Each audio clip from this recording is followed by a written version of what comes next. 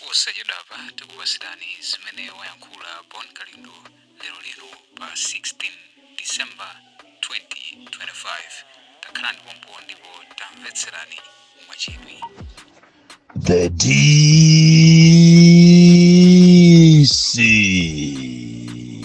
President wanthu osauka woyamba kuno ku Malawi patapita masiku osalankhulana chifukwa chakutang'anidwa ndi nkhani za kumunda. Amalawi makhala mukuimba mafoni kufunsa kuti kodi the DC ali kuti. Ndafuna ndikusimikizireni kuti ine ndilipo ndipo sindimafoka, sindikutopa, kuyima pa chilungamo, kumwaza chilungamo popanda kuyang'ana nkhope. Amene zikumpweteka zimupweteke, iye amene akukondwera nazo akondwere nazo. Koma ine sindimagawa masiwiti, kung'alula. Lero tili ndi nkhani zazikulu zopita ku boma la Malawi. Zili ndiwo wa boma azimvesese madandaulo a Malawi okapena asawamvese. Nkhani yoyamba ndiyokhuzana ndi ganizo la boma lokweza tologeti kuyambira pa 1 January. Komanso nkhani yachiwiri ndiyokhuzana za chibwana zimene zikuchitika ku makoti kwathu kuti anthu olemera azingopasidwa bero. Komanso kwayambika system ina imene akunena kuti awo anamangidwa kale ndiye musawamangeso. Posachedwa pompano kuno ku Malawi kukhala constitutional crisis. Funso nkumafunsa kuti kodi Malawi muno muli attorney general? Malawi muno muli Malawi Law Society nanga Chief Justice ni majaji akuziona zochitikazi? Nanga inu aboma ku polisi wankulu amene mmayang'anira za milandu mukuiona anomaly? Nanga inu aphungu aku nyumba ya malamulo komanso inuyo ma ministers mukuziona zimene zikuchitika ku makotizi? Chifukwa zimene zikuchitikazi pa dziko lapansi sizinayambe zachitika ponse kunena kuti munthu olowaphe munthu koma kupita naye ku koti ndukanena kuti amene iyi musamumangeso ya chifukwa anamangidwapo kale. And what is the role of the Attorney General? Koma tisanafike kumeneko ndafuna ndikukumbuseni inu aboma kuti munayambisa programu yabwino kwambiri, programu yowapasa anthu fetereza osika ntengo, programu yogawa chimanga. Koma monga mmene ineyo ndakhala ndikunenera ndikulandira mafoni ochuluka kuchokera zigawo zonse, kuchokera ma district onse. Programu imene iyi akunjoya ndi mavenda, akunjoya ndi mafumu, akunjoya ndi aklariki, makapena alangizi aku agriculture. Programu imene iyi munayipanga kuti anthu osauka apezeko kenakache apeze matumba awo achimanga. Koma zikupezeka kuti madera ambiri even mafumu amene akumakhala nawo ndandanda omakatenga popanga nawo za chinyengo ndikumakatenga fetereza uja kupakana ena kumafika size yomalanda anthu. Ndipo izizi akumapezeka kuti maina terekeze kuti amuzimo apezeka kuti maina analembedwa 100 koma kumapezeka kuti siku la fetereza lija logula lija akumagula anthu okwanira 40 60 kumene achoka sakuziwika. Komanso ena akukanizidwa kunena kuti ngati mukufuna kuti mugule fetereza ndiye kuti mupereke kaenda lama. Zimezi zikuchitika kwambiri madera onse, kutyolo, kumulanje, kuchirazulu, kumachinga, kuzomba, kumangochi, madera onse. Even mulilongwe zikuchitika zimene zizi anthu osauka aja munawakonzera ka package kawo ka fetereza akukumana ni mikungirima. Ena ngati mwamwa agula ndiye kuti apereka ndalama soza phamwamwa. Iyayi ena kumapezeka kuti zina lawo lagulidwa kale, anthu ena alipanga kale, aliloweza kale mu system. Izi ndi zimene zikukhuzana ndi nkhani ya fetereza. Anthu akudandaula kopsa. Nangofuna kuti aboma pamene mukupanga chinkondwa chanu mudziwe zimenezi. Lero tikukambirana nkhani za tolgeti kunena kuti ndi chiganizo chabwino inde boma lina lilonse kapena ziko kumakhala ndi department chimachidwa kuti ya roads fund imene imamanga matolgeti ndi cholinga kuti mwina ambiri samaziwa tologeti cholinga chake ndi magalimoto aja akamaenda pa nsewu azilipira kanga chepe kuti kanga chepeko azimangira misewu. Iyi ndi programu yabwino kwambiri, ganizo labwino kwambiri, koma funso nkumanena kuti kodi kuno ku Malawi toll gate imagwira ntchito yanji kuti mukayifike size supano chosano pa mitengo yakale ja 1000 ma 2000 ma 4000 ma 8 kukafikana kukaengezera times 200%.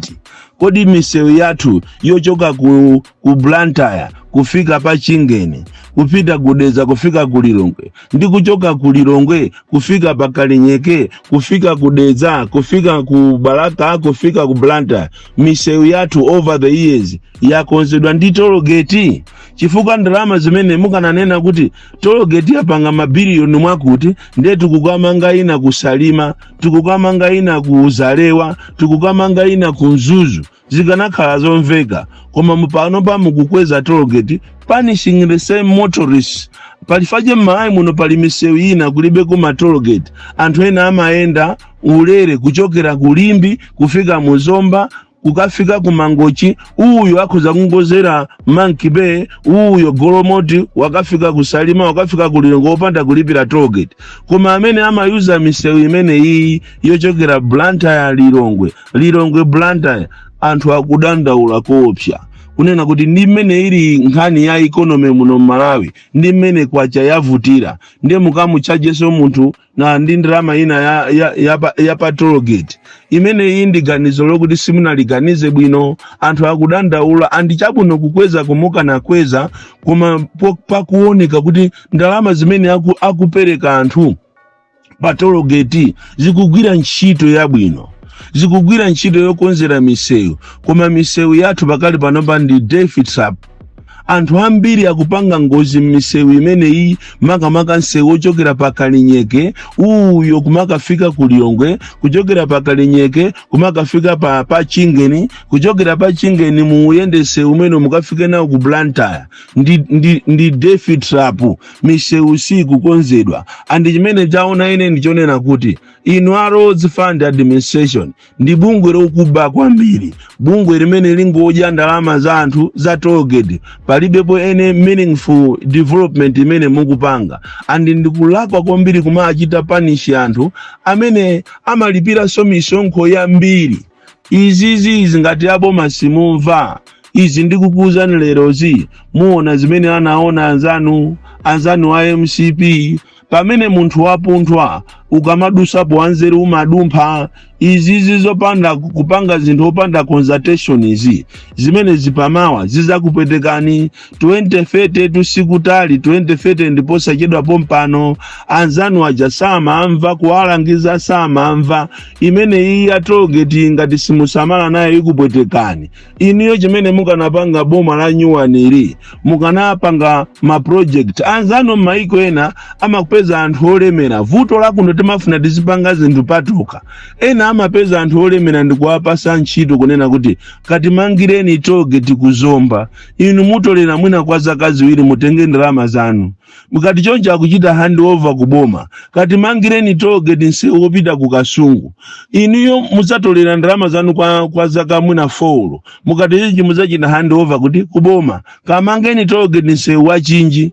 Anthu amene ochokera maiko ena kuchokera ku Mchinji kapena Zambia ndi maiko ena azilipira. Mukati choncho ndiye kuti mupezeka kuti ziko lino litukuka, koma kaka mufuna zinthu zonse muzipanga nokha.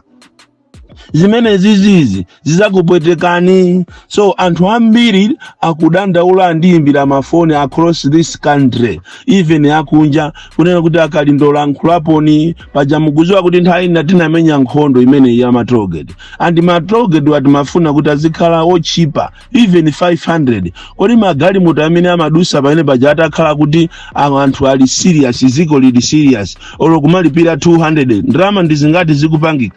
So don't punish Malawi innocent Malawians chifukwa cha kulephera kwanu kwa Roads Fund Administration. Mwalephera kumanga toll gate kuje nokukusalima, uko kuna luva uko mukungoti atifuna timange toll gate ayi pakana lero. Misewu yonyasa kwambiri, taenda ni sewu umene uwa ujeno wa Golomoti mukafike kusalima Chingeni muone magali moto angati aphulika. tatenga nise umene wapa Kalinyenge kufika ku Lilongwe Blantyre muone mene magalimoto akuphulikira nderero muzika kweza tollgate imeneyi ngati simuisamalira ikupwetekani. Nkhani imene ikupita kuboma mama wa uno ndi ya zimene zikuchitika ku khoti. Anthu ambiri akufunsa kuti kodi zikuchitika ku khotizi malamulo amene anayamba liti, chifukwa chiyambire ni dziko la Malawi. Malamulo onena kuti munthu akalakwa akamangidwa ni mulandu woyamba, wachiwiri, wachitatu ndi kupereka order kuti asazamangidwenso. Izi ndizoyamba mu administration kapena mu dziko lino. Anthu akudabwa kunena kuti kodi malamulo aziko akupita kuti, nanga Malawi Law Society mukupangapo chani, nanga inu a Chief Justice mukupangapo chani, nanga inu maloya osiyana mukuiona crisis iyi, nanga uyuyu Attorney General ntchito yake ndi yachani. Kodi kukaperekedwa order masa Attorney General amapita ndikukayichita vacate, chikuchitika ndi chani? Anthu amva chisoni kunena kuti munthu wina ali pa mulandu wokuti akuganizidwa kuti amafuna aphe munthu, akhoti amuchita free. Ndikunena kuti amene musammangeso paja kunaperekedwa order awirire serious as a country. Ndiye kuti tikuli buno Malawi muno aliyese azipanga zache. Mulamule kunena kuti aliyese azitenga mpeni, aziphanzache, azipanga china chichonse olomfuti, malamulo kuno kulibe. Ndizomvesa chisoni andi izizi inuyo akuboma ngati simusamalira nazo milandu yonse ndikusimikizireni muzingoluza. Olo umene uso wa anthu awa akulu andalewa musayembekezere kuti kukhala mulandu. Muona posachedwa pombano mwinaso within 2 weeks anthu ena aja amene akuganizidwa milandu yopsa ija akutuluka. Ndijati manena kunena kuti milandu kapena ku khoti kapena ku polisi ndi kwa anthu osauka, anthu olemera si kwawo, anthu andale si kwawo. Izi zimene mukupanga inu aboma kapena iniyo mukupanga akumakhoti mukuyenera musamale kwambiri, chifukwa posachedwa pombano kuno kumalawi kuzakhala constitutional crisis. And yet we have got Malawi Law Society, we have got Attorney General, we have got mkulu ona za milandu kumakhoti, komanso tili ndi mkulu ona za milandu ku polisi. Kodi inuyo simungapite ku khoti nanunso ndikukapereka madandaulo anu ndikuchosa zimenezo? Kodi zimene zikuchitika zimukufuna mukonze ziko lanji? Ndi ziko lanji lokhala ungovernable aliyese azingopanga zache abasazi? Ndiye kuli bwinoto inafeso tikanaziwa bwezi tikumapita ku khoti kukatenga chireso kuti tisamamangidwe. Andiso mwinaso a Malawi wonse angotenga chireso kuti asamamangidwe aliyese azipanga zache, azipha anthu, aziba, azimenya anthu mmene angafunire. Chifukwa ndiye kuti mwayambisa ndi inuyo akuluakulu akumilandu kunena kuti Malawi muno munthu akamangidwa ngati akupanga zonyansa asamamangidwe muzikatenga zireso. Iyi ndi constitutional crisis. Sikunake muzandivomereza Malawi muno mutayambika ziwawa, mutayambika nkhondo, chifukwa pali ena selected few amene ayenera akhale osamangidwa. Kupita kundende kujako within a week atulusidwako chifukwa cha corruption. Kupita kundende kuja atulusidwako chifukwa chakuti iwo ndi olemera komanso ali connected ndi anthu andale. Yeti anthu osauka akuzunzika mundendemu. Munati mukhale ndi inspection tour yanu muyang'ane mene anthu alili mundende, mukapeza kuti anthu ambiri even olokhomo la khoti sanalione. Mulandu wawo kufunsa kuti kwanji ala ineyo napezeka ndi malaya a munthu ati ndiye basi naba, ndiye basi to andisunga kunoko chaka chino cha 4. Mupite mundende mukamve mene mavuto alili mundende anthu okuti enawo ndo salaka ongonamiziridwa. So izi mwayamba izi zomanena kuti munthu amene isi tingammangeso anamangidwa kale. Guys, are you really serious as a country? Munthu anapha munthu anakha anthu ndiye mukanene kuti amene uyu sitingammangeso amangidwa kokwanira. Are you really serious? We are a joke as a country. Bon Kalindo, the DC. Mwana woopya kwambiri, the most deadly and dangerous child from Jeza Village, T.A. Mabuka, Box 76, Mulanje, Malawi, Southern Africa.